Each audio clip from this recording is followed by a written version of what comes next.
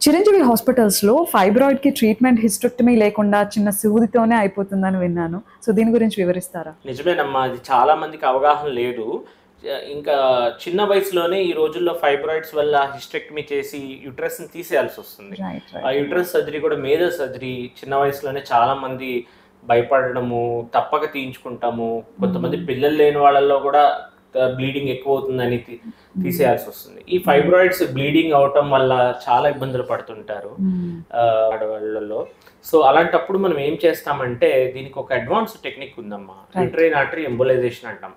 ఏదైతే ఫైబ్రాయిడ్‌కి రక్త ప్రసరణ సప్లై చేస్తుందో ఆ బ్లడ్ వెజల్‌ని టార్గెటెడ్‌గా మనం సెలెక్టివ్ ఎంబోలైజేషన్ అనేది చేసి ఓన్లీ ఆ ఫైబ్రాయిడ్ సైజ్ తగ్గడంతో పాటు ఆ సిమ్టమ్స్ లైక్ బ్లీడింగ్ ఇవన్నీ కూడా తగ్గిపోతాయి.